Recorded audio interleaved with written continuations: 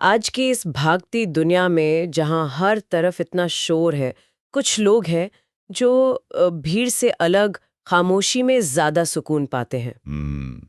ये वो लोग हैं जो रुकते हैं, सोचते हैं और अक्सर ना साधारण सी चीजों में भी गहरे मतलब ढूंढ लेते हैं। हाँ, बिल्कुल। हमने कुछ स्रोतों को देखा है जो इन्हीं गहरे विचारकों मतलब डीप थिंकर्स के मन को समझने की कोशिश करते हैं, उनकी सोच, उनकी चुनौतियां और उनकी अपनी एक अलग दुनिया। सही कहा। तो चलिए आज इसी अंदरूनी सफर पर निकलते हैं। हाँ, ये वो लोग हैं जिनके लिए आप कह सकते हैं बाहर की हलचल से ज्यादा उनके अंदर क्या चल रहा है वो मायने रखता है। अच्छा। उनसे अगर कोई सवाल पूछे ना, तो जवाब अक्सर फौरन नहीं मिलेगा। हाँ, क्यों?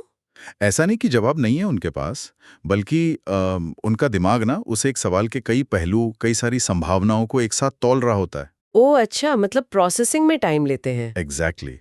वो सोच रहे होते हैं गहराई में। हाँ, और ये सिर्फ मतलब इंटेलिजेंस की बात नहीं लगती है ना, ये कुछ और गहरा है। शायद एक तरह की सेंसिटिविटी। बिल्कुल। इंटेलिजेंस से बढ़कर है ये हाई लेवल की संवेदनशीलता और इंट्रोस्पेक्शन है। इंट्रोस्पेक्शन मतलब वो सिर्फ ये नहीं देखते कि बाहर क्या हो रहा है, वो लगातार अपने अंदर क्या चल रहा है, विचार, भावनाएं, उसका विश्लेषण करते रहते हैं। जैसे मन के अंदर एक जासूस बैठा हो। साइकोलॉजी में इसे हाई ट्रेट इंट्रोस्पेक्शन कहते हैं। अच्छा। High trait introspection. हाँ, उनके लिए हर बातचीत भी ना सिर्फ शब्दों का लेना देना नहीं है, वो भावनाओं को स्टडी कर रहे होते हैं। एक खामोशी भी उनसे बहुत कुछ कह जाती है। तो क्या इसका मतलब ये है कि उनका दिमाग बाकियों से कुछ अलग तरह से काम करता है, खासकर जब वो सोच रहे होते हैं या बस ख्यालों में खोए होते हैं? हाँ, कुछ हद तक। मैंने दिमाग के एक हिस्से के बारे में पढ़ा था, डिफॉल्ट मोड नेटवर्क या डीएमएन। क्या इसका इससे कोई लेना देना है? हाँ, ये बड़ा इंटरेस्टिंग कनेक्शन है। देखिए, जब हम शांत बैठे होते हैं, कुछ खास नहीं कर रहे होते और मन कहीं भटकने लगता है। हाँ हाँ, डे ड्रीमिंग जैसा। हाँ, बिल्कुल। पुरानी यादें, कोई नया आइडिया, उस वक्त दिमाग का यही डीएमएन एक्टिव होता है। अच्छा। गहन विचारकों में ऐसा लगता है कि ये नेटवर्क ज्यादातर समय ऑन ही रहता है। अरे, हाँ, और ये उन्हें लगातार कनेक्शन बनाने, कल्पना करने, चीजों को नए नजरिए से देखने में मदद करता है। तो ये तो अच्छी बात हुई ना, क्रिएटिविटी बढ़ती होगी इससे। हाँ, ये उनकी रचनात्मकता का एक बड़ा स्रोत है। लेकिन ये लगातार चलता दिमाग कभी-कभी उन्हें थका भी देता है। समझ सकती हूँ। तो ये जो लगातार सोचने की क्षमता है, यही शायद उनके लिए चैलेंज भी बन जाती होगी, खासकर दूसरों के साथ इंटरेक्शन में। निश्चित रूप से, बिल्कुल। देखिए, कोई तेज रफ्तार बातचीत चल रही हो तो वो अक्सर पीछे रह जाते हैं। क्यों? क्योंकि जहां दूसरे फटाक से रिएक्ट करते हैं, ये पहले ऑब्जर्व करते, चीजों को समझते हैं, अपने विचारों को तौलते हैं। अच्छा। और जब तक वो बोलने के लिए तैयार होते हैं ना, तब तक शायद बात ही बदल चुकी होती है। ओहो, तो लोग गलत समझ लेते होंगे कि इनको इंटरेस्ट नहीं है या कहीं खोए हुए हैं। हाँ, बिल्कुल। अक्सर ऐसा होता है, जबकि सच तो ये है कि वो उस बातचीत को बहुत गहराई से प्रोसेस कर रहे होते हैं। हाँ। और शायद इसीलिए उन्हें वो सतही बातें, जिसे हम स्मॉल टॉक कहते हैं, वो इतनी बोरिंग और थकाने वाली लगती हैं। सही पकड़ा, बिल्कुल। वो छोटी-मोटी बातों में अपनी एनर्जी नहीं लगाना चाहते। हम्म। वो विचारों के समुद्र में गोता लगाकर मोती ढूंढना चाहते हैं। वाह। लेकिन इसी गहराई की एक कीमत भी है, जिसे हम आमतौर पर ओवर थिंकिंग कह देते हैं। Over thinking. हाँ, ये शब्द तो बहुत सुना है। हाँ, ये सिर्फ सोचना नहीं है, ये सोच के जाल में फंस जाना है। मतलब कैसे? मतलब हर कहीं सुनी बात को मन में बार बार दोहराना, हर शब्द का विश्लेषण करना, कहीं मैंने कुछ गलत तो नहीं कह दिया, उसके कहने का असली मतलब क्या था। अरे बाप रे, ये तो बहुत बोझिल लगता होगा। क्या ये किसी तरह की इनसिक्योरिटी है? सिर्फ इनसिक्योरिटी कहना शायद पूरी बात ना हो, ये उनके परसेप्शन की गहराई है। अच्छा। वो हर सिचुएशन, हर बातचीत, हर चॉइस के कई सारे मतलब देख पाते हैं, और यहीं पर मेटाकॉग्निशन का रोल आता है। मेटाकॉग्निशन? ये क्या है? अपनी ही सोच के बारे में सोचना। अपनी सोच के बारे में सोचना? हाँ, जैसे खुद से पूछना, मैं इस बारे में इतना क्यों सोच रहा हूँ, या क्या मेरा सोचने का तरीका ठीक है। अच्छा। तो ये तो सेल्फ अवेयरनेस बढ़ाता होगा। हाँ, बहुत ज्यादा। ये अच्छी बात है, लेकिन इसका दूसरा पहलू भी है। वो क्या? कि उन्हें अपनी कमियां और गलतियां भी उतनी ही साफ नजर आती हैं। और इससे सेल्फ डाउट मतलब आत्मसंदेह भी पैदा हो सकता है। ओहो, तो ये जागरूकता एक तरह की दोधारी तलवार है। वो सिर्फ ये नहीं सोचते कि मुझे क्या चाहिए, नहीं। बल्कि ये भी कि मुझे ये क्यों चाहिए, क्या ये इच्छा सच में मेरी है या किसी और का असर है। एग्जैक्टली वो प्रेम, महत्वाकांक्षा, डर जैसी बड़ी भावनाओं की भी चीरफाड़ करते रहते हैं। अच्छा। उनके स्रोत क्या हैं, उनका असर क्या है, उनके पीछे मोटिवेशन क्या है, सब खंगालते हैं। लेकिन इस लगातार विश्लेषण में कभी-कभी वो बस होने का, मतलब जस्ट बीइंग का सुख खो देते हैं। चीजों को बस महसूस करने का। हाँ, शायद वो भूल जाते हैं कि जीवन की हर पहेली को सुलझाना जरूरी नहीं है, कुछ रहस्य महसूस करने के लिए ही होते हैं। इसी वजह से शायद वो अक्सर अकेले रहना पसंद करते हैं। क्या ये लोगों से दूरी बनाना है? नहीं, लोगों से भागना नहीं है ये। अकेलापन, सॉलिट्यूड उनके लिए रिचार्ज होने जैसा है, उनकी मूल भाषा है। अच्छा। इतने सारे विचारों, भावनाओं, कनेक्शन, इन सब को प्रोसेस करने के लिए उन्हें स्पेस चाहिए होता है। वो बाहरी शोर से हटकर अपने अंदर की आवाज सुनना चाहते हैं। बिल्कुल। बाहर से वो शांत दिख सकते हैं, बिल्कुल तटस्थ, पर अंदर विचारों और भावनाओं का एक समुंदर होता है, जिससे वो शायद ही किसी से शेयर करते हो। हाँ, कम ही। तो ये अकेलापन एक जरूरत है, मजबूरी नहीं। लेकिन क्या उन्हें रिश्तों की, कनेक्शन की जरूरत महसूस नहीं होती? होती है, बिल्कुल होती है, लेकिन उन्हें वो सतही कनेक्शन नहीं चाहिए। अच्छा। उन्हें चाहिए रियल, गहरा जुड़ाव, रियल कनेक्शन। और वो आसान नहीं होता। बिल्कुल नहीं, क्योंकि सच्चा जुड़ाव वल्नरेबिलिटी मांगता है, मतलब खुद को खुलकर सामने रखने की हिम्मत। अपनी कमजोरियां, अपने डर सब साझा करना। हाँ, और हर कोई उस गहराई तक जाने या उसे समझने के लिए तैयार नहीं होता। इसीलिए गहरे विचारक अक्सर बहुत गार्डेड, मतलब रक्षित हो जाते हैं। बहुत सोच समझकर किसी को अपनी दुनिया में आने देते हैं। लेकिन जब उन्हें कोई ऐसा मिल जाता है जो उनकी गहराई को समझता है या जिसमें खुद वैसी ही गहराई होती है, तब वो कनेक्शन बहुत मजबूत होता है। अच्छा। वो ऐसे डर, ऐसी उम्मीदें शेयर करते हैं जो शायद उन्होंने खुद से भी कभी ऊंची आवाज में ना कही हो। वाह। क्योंकि वो आधे अधूरे मन से रिश्ते नहीं बनाते। लेकिन इसी वजह से जब कोई रिश्ता टूटता है या उम्मीदें पूरी नहीं होती, तो चोट भी ज्यादा लगती होगी। हाँ, बहुत गहरी।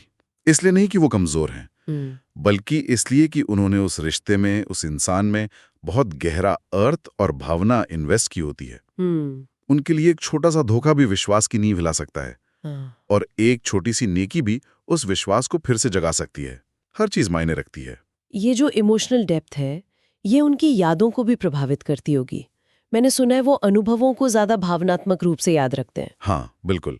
इसे कहते हैं depth of processing. Depth of processing. हाँ, उनके लिए यादें सिर्फ बीते हुए वक्त के फैक्ट्स नहीं होती, वो पूरे इमोशनल इकोसिस्टम की तरह होती हैं।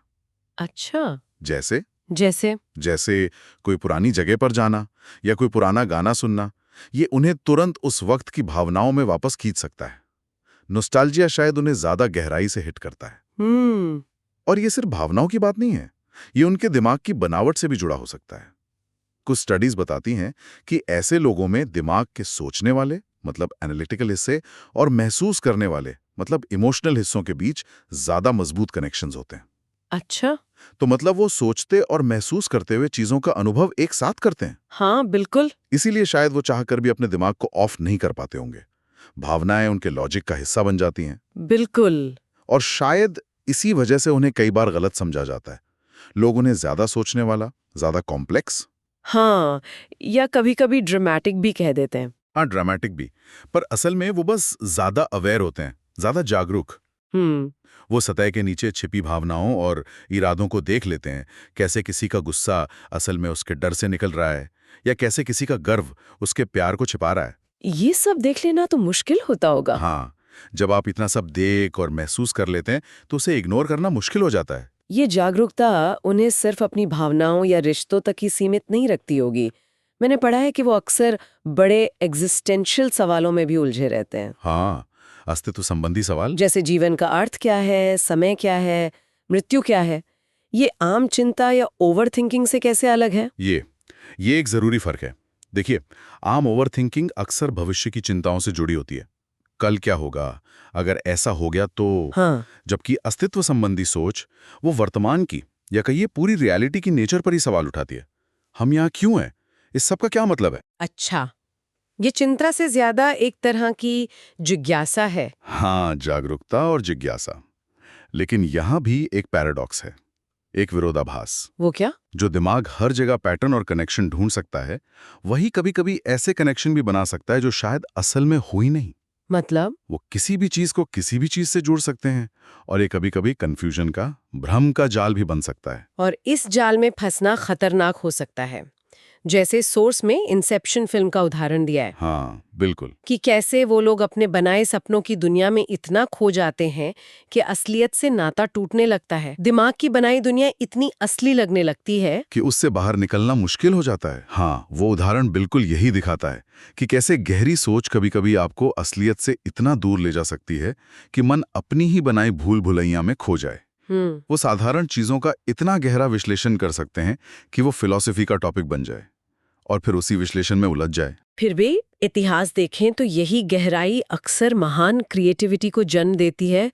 Einstein, da Vinci, Karl Jung, Ramanujan. बिल्कुल, निश्चित रूप से।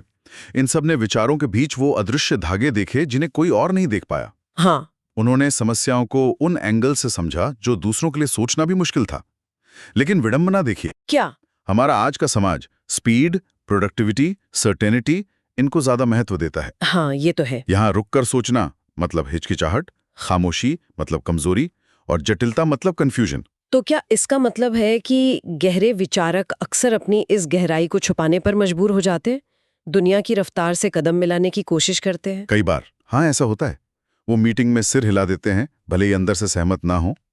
वो विनम्रता से मुस्कुरा देते हैं, जबकि उनका दिमाग किसी और ही विचार में उलझा होता है। और फिर अकेले में खुद से बात करते हैं। हाँ, बाहरी दुनिया से तालमेल बिठाते हैं, और फिर अकेले में उनका असली संवाद शुरू होता है खुद के साथ। उनके बात करने का तरीका भी शायद अलग होता होगा, शब्दों का इस्तेमाल। वो शब्दों को बहुत सावधानी से चुनते हैं। अच्छा। उनके बोलने से पहले जो ठहराव होता है ना, वो हिचकिचाहट नहीं होती, वो सटीकता मतलब प्रेसिजन की तलाश होती है। वो जानते हैं कि शब्द सिर्फ आवाज नहीं है, वो रियलिटी को शेप देते हैं।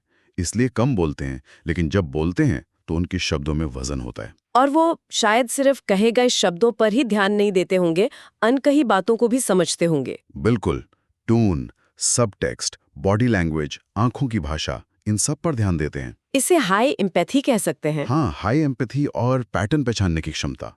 वो लगातार इमोशनल डेटा पढ़ते रहते हैं, माइक्रो एक्सप्रेशंस, आवाज में हल्का सा बदलाव। तो वो महसूस कर लेते हैं कि कुछ गड़बड़ है। अक्सर हाँ, भले ही ऊपर से सब ठीक लगे, वो लोगों के शब्दों और उनके कामों के बीच का फर्क भी जल्दी पकड़ लेते हैं। शायद इसीलिए उनका झुकाव आर्ट, म्यूजिक, लिटरेचर, फिलॉसफी या नेचर में अकेले घूमने की तरफ ज्यादा होता है। क्या ये दुनिया से भागना है? भागना नहीं, दुनिया को और गहराई से समझना है। अच्छा। उन्हें ऐसी जगहें चाहिए जहां उनका मन बिना रोक टोक के, बिना जजमेंट के सोच सके, महसूस कर सके। किताबें, संगीत, लंबी सैर, ये उनके लिए सुकून के पल होते हैं। लेकिन ये लगातार चलता दिमाग, ये गहरी जागरूकता, क्या ये कभी-कभी बहुत ज्यादा नहीं हो जाता? एक तरह का मेंटल नॉइज। हाँ, बिल्कुल, ये एक बड़ी चुनौती है। उनका मन शायद ही कभी पूरी तरह शांत होता होगा। कैसा लगता होगा? जैसे दिमाग में कई रेडियो स्टेशन एक साथ बज रहे हों। विचार, विश्लेषण, यादें, सवाल, सब एक साथ। ओह। और इसी वजह से वो अक्सर रूमिनेशन मतलब सोच विचार के चक्र में फंस जाते हैं। रूमिनेशन? हाँ, किसी प्रॉब्लम या अनुभव के बारे में बार बार सोचना, उसके हर पहलू को खंगालना, इस उम्मीद में कि कोई हल मिलेगा, कोई क्लैरिटी आएगी। ये नेगेटिविटी नहीं है, बल्कि चीजों को पूरी तरह समझने की गहरी इच्छा है। वो दिकार्त का मशहूर कथन है ना, मैं सोचता हूँ इसलिए मैं हूँ। कहीं ऐसा तो नहीं कि ये गहरे विचारक इस कथन को इतना जी लेते हैं कि सोचना ही उनके होने का सबूत बन जाता है, पर जीना मुश्किल कर देता है?